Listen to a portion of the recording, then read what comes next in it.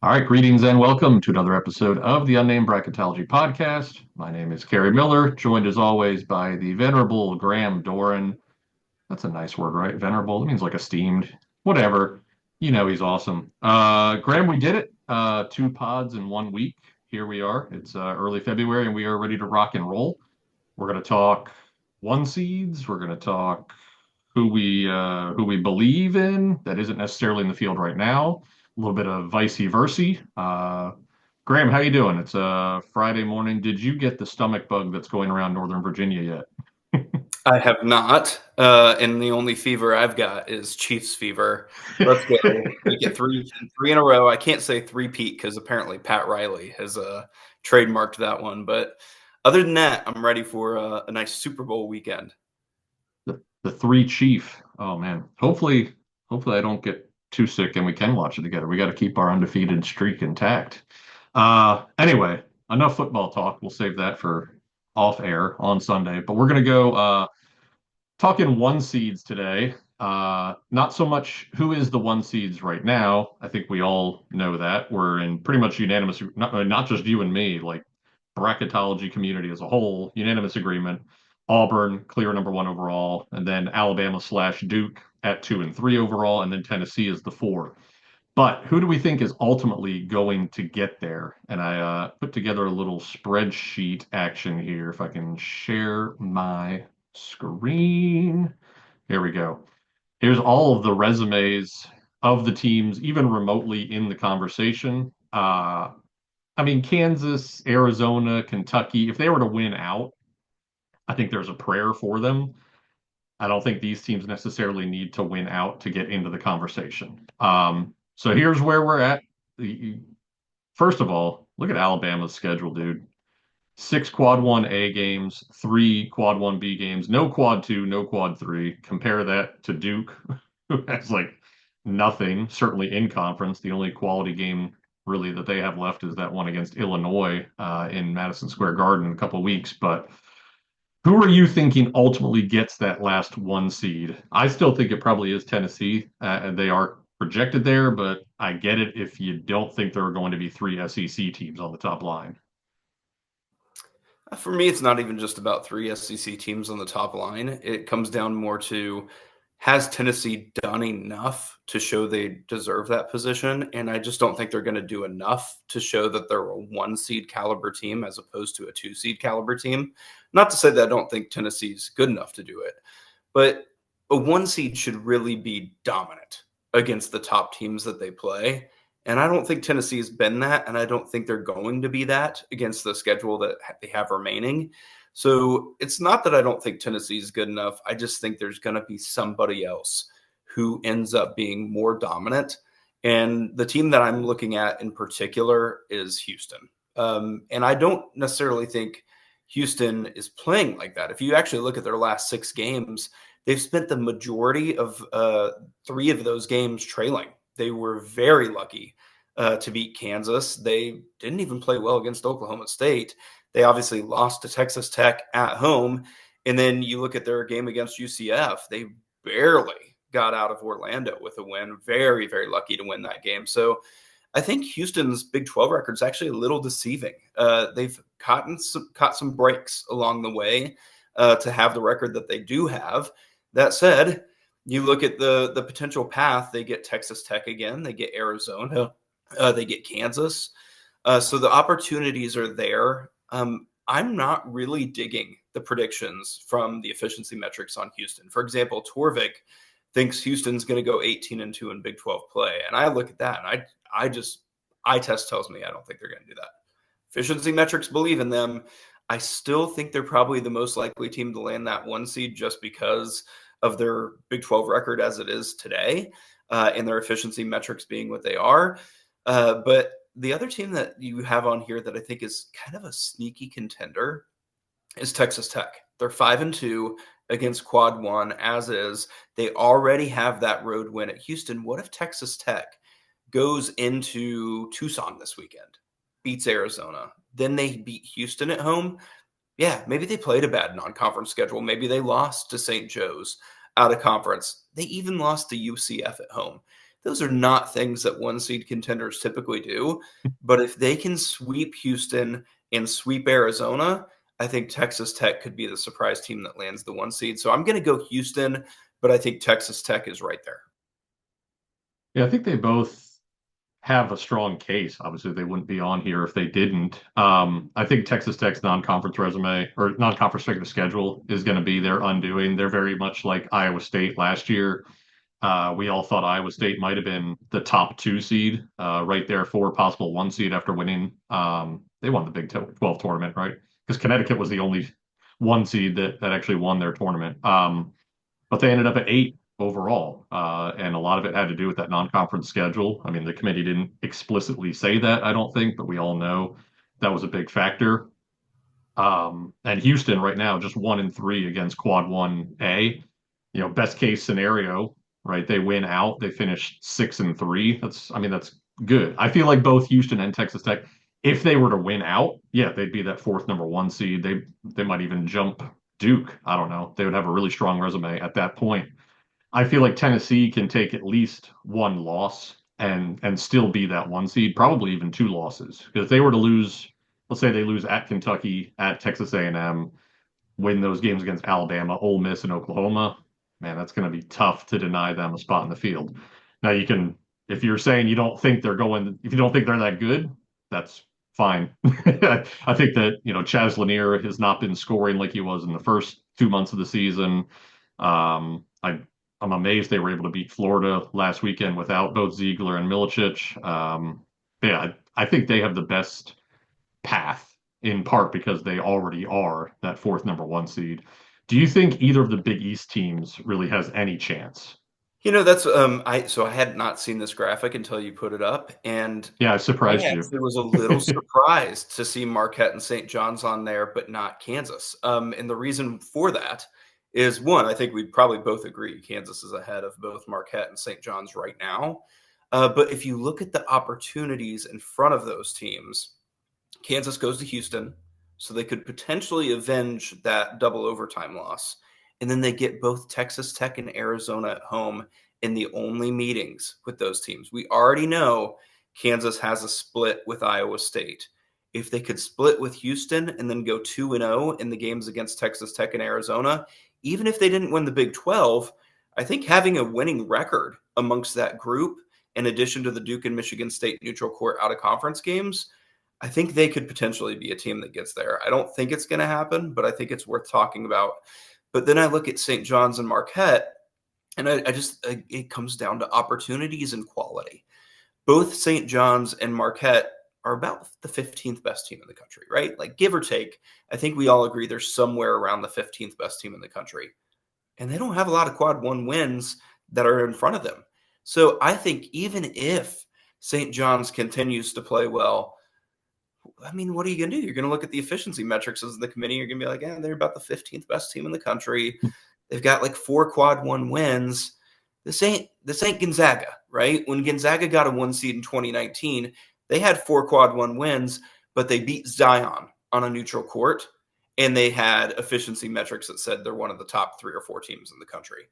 I don't think St. John's is going to do that. Like, I've looked at the odds makers and they believe in St. John's as a legitimate 1 seed contender. I don't, for that reason. There's a difference between beating Zion on a neutral court and having top 5 efficiency metrics versus beating Creighton or UConn and having top 15 efficiency metrics. So honestly, I just don't think Marquette and St. John's are good enough, because even if they keep winning these games, I think the committee is going to look at those efficiency metrics and the lack of quality wins outside of the conference and hold it against them. Marquette, maybe, because they do have that win against Purdue out of conference. They do have that really good win at Maryland.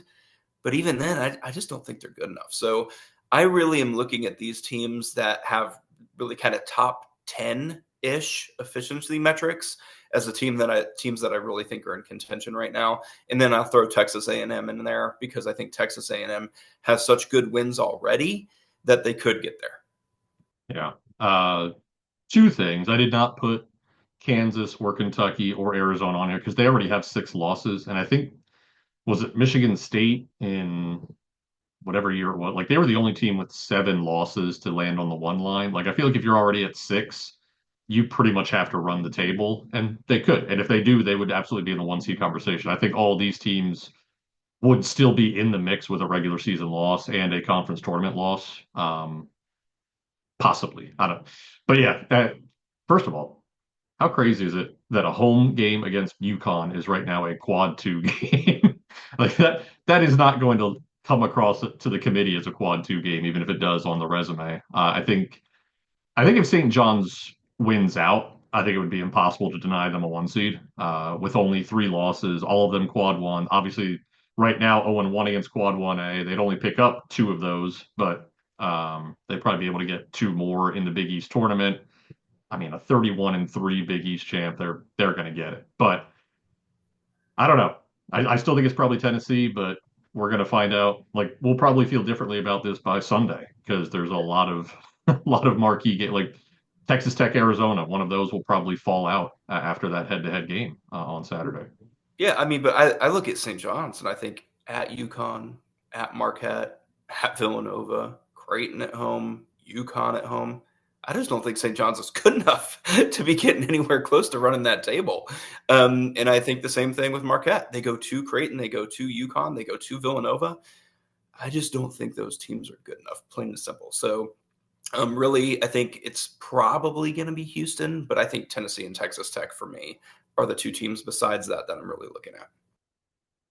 The We'll move on from the 1 seed conversation. Let's switch to this. Well, this is the UC Irvine page. I don't want that. I want this right here, the old tournament chances. Graham's whiteboard with 1, 2, 3, 4, 5, 6, 7, 8. There's still only 8. I thought you were going to add more columns, man. Come on. Well, But we're I'm going only to have 2 go. teams and probably in, so I think I need to wait for a little bit more separation or a little less separation maybe before I Yeah. start adding more columns. But which do you want to do first? The lower bubble and long shot team that you think actually has a chance, or the good shape or better team that you think is going to miss? I'll let you decide where we go first. Yeah, I think we should be looking at what is a long shot or what is a lower bubble team that potentially has a bid on the horizon because we know somebody's probably going to make a late run that doesn't look like they're a tournament team right now. And kind of looking at the different teams out there, I think you could make a strong argument that it could be USF. I don't want to steal your thunder in case that's your pick, but the one that I'm going to go with is actually going to be UNC. UNC seems like they really don't have much of a chance, but then you look at it and it's like, okay, they do get Duke at home. Are they as good as Duke? No, not even close. Is there going to be a jam-packed Dean Smith Center ready and waiting for the potential game that makes their entire season all of a sudden worth it? That's a tough game for Duke. Last game of the season. Duke's already going to have a 1 seed clearly wrapped up at that point. It's a young team going into an environment that's going to be really, really tough to play in. I think UNC needs to beat Duke, but I think there's a decent chance that they do actually beat Duke. So I'm going to say UNC is my pick for a team that's in lower bubble or in the long shot category that could make the tournament. I don't hate it. I mean, I don't like it. Obviously, I have Duke jerseys behind me. I would prefer North Carolina doesn't make the tournament, but I'm gonna quickly sum up the Torvik wins above bubble that they have possibly left on their schedule because right now they are a point one, as you can see right there after their loss to Duke. 0.48 plus point, just to see like how much they could afford to lose and still be above bubble. So they have 3.3 wins above bubble left on their schedule there. If they don't get the Duke win, like they could still end up at 2 wins above bubble. If they don't get the Duke or Clemson win, they're probably slightly below bubble at that point, and that feels about right, right? If they go whatever that would be 7-2 down the stretch, I mean, do we even really care what they do in the ACC tour? Certainly, ESPN will care. They'll tell us that that's the biggest game ever, UNC against whatever Wake Forest in the quarterfinal, but I don't think it's going to make much of a difference at that point. I think they need to go 8-1 the rest of the way. They can afford probably one loss, whether that's against Duke or Clemson, and then they would be okay. My team from that category, though, two teams. They're side by side. Rutgers. Oh, didn't mean to do that. Rutgers and Arizona State. I'm surprised you have Arizona State down at Longshot. Before they lost to Kansas State, I think they were my first team out. And I mean, I know that's a bad loss. You don't want to do that, but I think they're still close. They got six quad one, quad two wins. Where are they at here? I mean, I know metrics wise, they're right there outside the top 50 on everything, but only the one bad loss coming against Kansas State. And then 6-9 quad one and quad two. I think they're in decent shape. And then just a little bit further down, Rutgers, who has become, boy, I tweeted that out about them being one of 32 teams with four quad one wins, and that thing took off, not surprisingly. But they're metrics wise, right, around 70th in everything. But that's going to be an eye test team through and through. If they're healthy down the stretch, if they go something like, I don't know what their remaining schedule is. I didn't write that one down. But if they go like 5-3, pick up a couple of quad one wins, they look like a tournament team with Dylan Harper and Ace Bailey back and healthy. I think they're going to get some benefit of the doubt. I think a 17-14 Rutgers team very likely gets in on this year's bubble. What do you think? Yeah, the team that I was going to select, other than the ones I talked about, was Rutgers. So I'm not surprised at all that you selected them. I think they still have the odds stacked against them pretty sternly. That said, this team looks the part. And I think we've known Rutgers was always going to be a mercurial team. So looking at what they have in front of them, we can look at that schedule and see they're pretty significant underdogs in a lot of games, but those are also factoring in the team that everybody thought Rutgers is based on efficiency metrics. I think we as humans might view them a little bit differently based on their recent performances, winning at Northwestern, beating Illinois at home, and then playing Michigan tough in a game that they lost. I think Rutgers has a real legitimate opportunity. If you scroll up a little bit, you'll see that just from their quad one projected record Where do you want on me to the go right here? side there, on fun stuff at the bottom, it Okay. mentions that their Yeah. projected quad one record is 5-12. If we remember last year, Oklahoma was the first team out at 4-12, and that was with bid stealers and a lot of bid stealers. So what Rutgers does have that's really, really tough to overcome is that 0-2 record against quad three. But if they just overperform a little bit, let's say they're 6-11 against quad one, or they're 7-10, then I think Rutgers is probably in the field. So really, I think Rutgers, what you said, they would get the benefit of the doubt. If they get to 6-11 against quad one, I think they're probably in. If they get to 7-10, I think they're definitely going to make the tournament.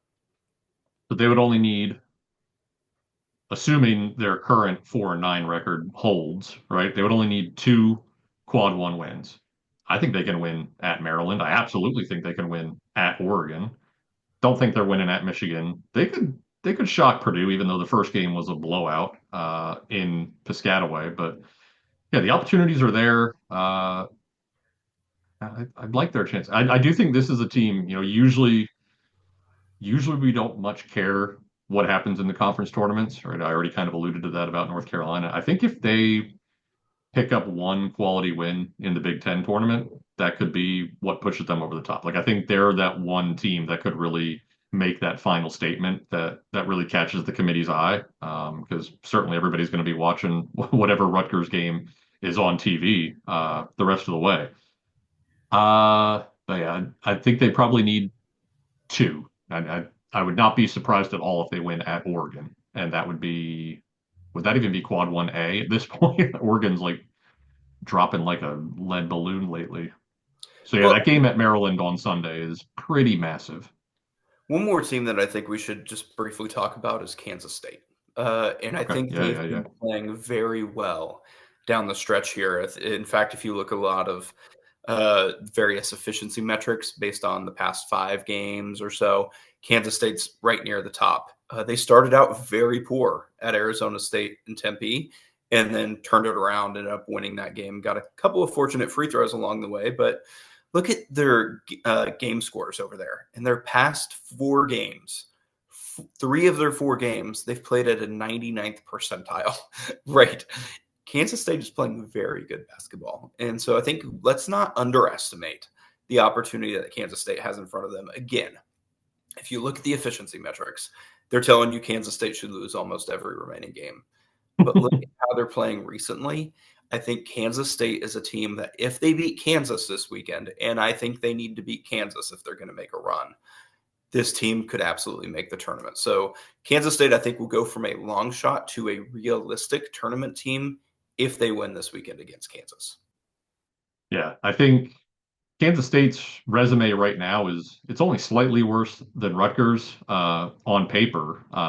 Four where are they four? Where did it go? Blah blah blah. 4-9, right? Against Quad One. There's Kansas State. Or no, they're not that close. They're 4-9 against Quads 1 and 2. So they're a good bit behind Rutgers. I misspoke, but I think that where I was going to go with it anyway was I think Rutgers again will get some of the benefit of the doubt because of the injuries, because they had freshmen. I also think Rutgers will get a little bit of credit for playing at Kennesaw State. I think if it's close, even though they lost that game, I don't think the committee wants to penalize them for playing that type of game. I think that would send the wrong message to the sport at that wide. And I think that just the fact that Kansas State didn't have those injury problems, right? Like they've had Coleman Hawkins all year and they just kind of sucked for 2.5 months.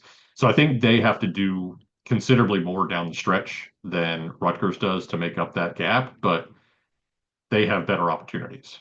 If they either of those home games against Kansas, Arizona, huge. At BYU, not huge, but big. I mean, BYU's trending in the right direction lately. Even at Cincinnati, now that they're on the bubble, that would be big. So they've got what, 7 Quad 1 games remaining. Yeah, and they're They get they're a 3 of good them. combination of winnable too, right? Like Right. Kansas and Arizona at home are gettable games. At UCF, at Cincinnati, at BYU, even at Utah could be quad one because it's very close to being quad one. Hmm.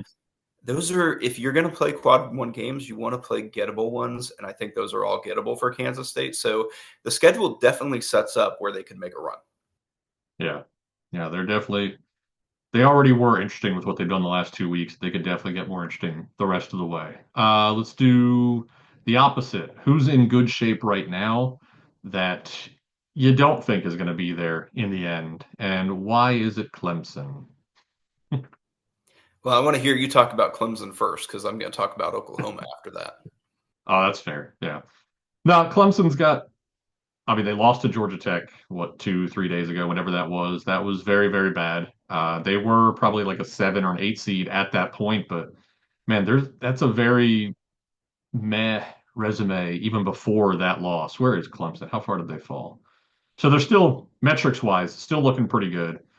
They don't have a quad 1A win. What are their quad 1 wins? I'm not even sure. The home win over Kentucky, which I mean, Kentucky's like 2-5 in their last 7 games. That's not as strong as it was at the time.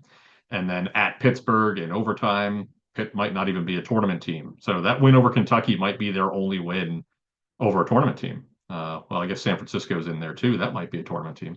But I think taking that home loss to Georgia Tech really, really hurt them. They got home games against Duke and North Carolina coming up in the next like 5 days. Got to win at least one of those. Absolutely. If you drop both of them, I think they're done. I mean, not dead. If they win out, they'd get a nice resume road win over SMU. I don't know how impressive that actually is, but I think you got to beat one of these Tobacco Road teams for sure. Yeah, I think the interesting thing about Clemson's profile is they're lacking a lot of marquee wins. But what they do have is wins over teams that are also trying to get themselves into the tournament picture. And so, for example, you see at the top there, beat San Francisco by 15 on a neutral court, beat Penn State on a neutral court, beat Wake Forest at home, beat Stanford at home, beat Pittsburgh away. Those are a lot of teams that maybe aren't tournament teams, but they're trying to compete for the tournament. And I think that could be a differentiator for Clemson if it comes to it is, yeah, maybe we weren't really beating tournament teams, but we were very good against other teams that think they should be getting a bid. Yeah. I mean, they lost to South Carolina. No SEC team has done that yet. The road loss to Louisville, no big deal. That Memphis game, man, I remember that. They really let that one slip away. That was a huge missed opportunity that could come back to bite them here. And you were going Oklahoma, right? I'll pull up Yeah, Oklahoma's I resume. think uh, I think Oklahoma, if you look at their current profile, I have them as an 8 seed. I think they're in great shape as it is right now on paper. Looking forward, I have concerns. I Yeah. think Oklahoma is let's start from the top on one of their major issues, road wins. Look, I mean, we let's look for them. Let's count them up. They won at Arkansas. That's it. They have one road win. Now, let's go down and scroll to the bottom and take a look at their remaining road games. So you see they go to Missouri, who's playing exceptionally well. They go to Florida, who's one of the best teams in the country. They go to Mississippi, who's probably clearly a better team than Oklahoma. Where are the road wins coming? I don't know that they're going to pick up another road win. No team has made the NCAA tournament without two true road wins. That's a scary stat for Oklahoma. Let's look at their projected record in the SEC. They're looking at potentially going Where are we at? 6-12 in the SEC.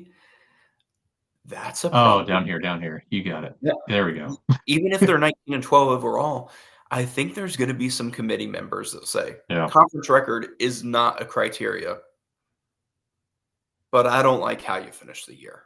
6-12. Like, I think the committee will have no problem. If Oklahoma is 7-11, I think they'll say, yep, that's good enough. Look what you guys did out of conference. Very good work Yeah. out of conference.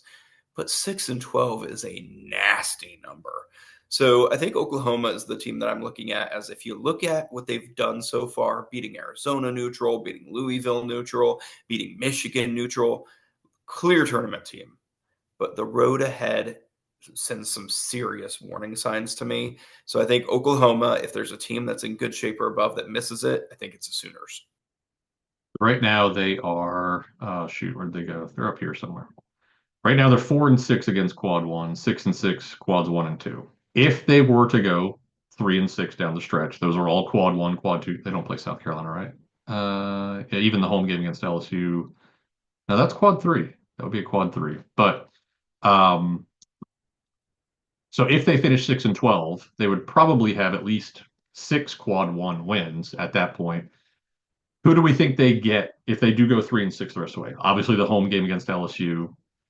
What else? Home against Missouri, probably, and home against Mississippi State. Those are the three they're most likely to get. Is that enough? I don't know. I do think that what they did out of conference, right? You mentioned that the three neutrals against Arizona, Louisville, and Michigan. I think that might make up for a 6-12 conference record, especially for a team that went 13-0 in non-conference. Usually, I mean, I don't know that we've seen this before, right? Team goes 13-0 and then loses 12 league games. Maybe that South Carolina team like a decade ago that started out 15-0, but they did nothing really in non-conference play before they just tanked over the final 8 weeks of the season. But I don't think the 6-12 mark is going to stop the committee if they're deserving, but it might, if they lose six of these final 9 games, that probably does drop them to the point where you don't even really need to point to the conference record to have some concerns there. Yeah, I think for me, it's probably the math will work out this way. If they're 7-11 or better, I think Oklahoma's in. If they're 6-12, I think it's going to come down to the SEC tournament. Do they win a game there? If they win a game in the SEC tournament, I think they're probably going to get in. If they lose their first SEC tournament game, I think they're probably out. If there's ever a team that could be 6-12 in conference and make the tournament, I think it's Oklahoma because what they did out of conference.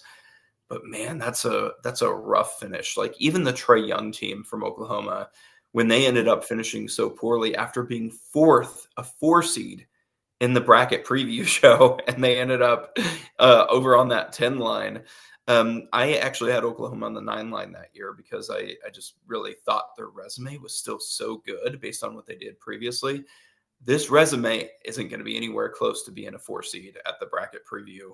Let's see what they do down the stretch because just losing so much can have an effect on the committee, even if the resume is still there. You just like to see winning basketball teams, and Oklahoma has not been a winning basketball team as much as they probably should be down the stretch. All right, before we go, we got a question here from one Ravi Betzig. Hopefully, I pronounced at least one of those two names correctly. Curious to hear your guys' thoughts on UC Irvine. Do they have any room to take a regular season loss on top of a conference tournament loss and still get in? We both kind of looked at it beforehand and agreed they would be on the bubble, but probably would not get in. The big problem for UCI, of course, is that nothing left on the schedule is good. The home game against UC San Diego this weekend, by far the toughest thing left on their schedule. I mean, if they drop anything else, that's a quad 3 or quad 4 loss. If they beat UC San Diego too badly, UCSD right now is, I believe, 60th in the net. They could knock them outside the top 75. So they would be not only turning that quad 2 into a quad 3, they would also be turning their previous quad 1 win at UCSD into a quad 2. I mean, I hate talking like that. It doesn't really matter. Either it's a good win or it's not a good win, whether they're 75th or 76th in the net, who cares? But it is an optics thing. It's going to be really tough for them to have a case for a bid if they have 0 quad 1 wins when all is said and done, especially if they've then taken 2 losses to the team that they had their best win against. Yeah, if we scroll up and kind of just look at the non-conference schedule for UC Irvine, I think we see, there were some decent opportunities, but no really good wins that we Yeah. can speak about. Your Northern Iowa, that's okay. Kennesaw State, Kent State, Towson, those are all okay. But there's really nothing that stands out as being great. I think a concern could be losing to Oregon State. It's not a bad loss to lose in Corvallis. Gonzaga lost in Corvallis. Like that's okay by itself. But Oregon State's one of the only teams they've played all year that makes you think they're even remotely in tournament consideration. Running into is UC San Diego actually had the better opportunity to make the tournament as an at-large. And if they end up sweeping UC San Diego, all of a sudden that's a team that doesn't look like they belong anywhere near the tournament. So I think if UC Irvine wins the rest of their regular season games and then drops one in the conference tournament, I think the committee might find a spot for them. But I don't think they can take a regular season loss and a conference tournament loss. Yeah, I agree. I think they pretty much need to win out until the Big West Championship, presumably against UC San Diego. I just wanted to pull up RPI, see where UC Irvine is, because I feel like what they did in non-conference play was how you used to game. There they are, 23rd in RPI. I knew it. That was how you gamed the old RPI. You play those games away from home against teams in the 100 to 200 range, and then you just beef up your schedule that way. So they would have been 23rd in RPI. KPI is the only spot where they're better than 46th. So shame for them that RPI no longer matters at all. But yeah, I think they can't afford to lose a regular season game or they're done. And it's a shame. I think if they do get in as an 11 seed, like they're a Sweet 16 caliber team. I mean, the way they defend, and they've got that dude, 7'1" Bent Luton. I probably mispronounced his last name. Shows you how many UC Irvine games I've actually stayed up and watched this season with the volume on. Usually I have it muted on my phone while I'm falling asleep, but that would be like he could be this year's uh DJ Burns from last year, where just like everybody falls in love with this gigantic dude who plays so great on both ends of the floor, but who knows if they'll get in. Yeah, I think one problem for UC Irvine is just this point of comparison, right? They lost to Oregon State. We already talked about that, but they got blown out by Duquesne. And that's a problem to me because we can see how Dayton did when they played at Duquesne. Blew out Duquesne, right? We can see how VCU's done against them. Sometimes it hurts to have those points of comparison when you're coming from a mid-major conference because it can be great and really help you out if you're a team like Drake. You can say, hey, we beat Vandy, and look what Vandy has done to Tennessee, for example. It can also really hurt you when you have limited points of comparison and the teams that you have played have underperformed against other bubble teams or bubble hopefuls in their conferences. All right, so UC Irvine probably not getting in unless they win the Big West tournament, which we assume they will. But that is where we'll stop for today. See you in like 48 hours. Go Chiefs. Go Chiefs. All right, take care.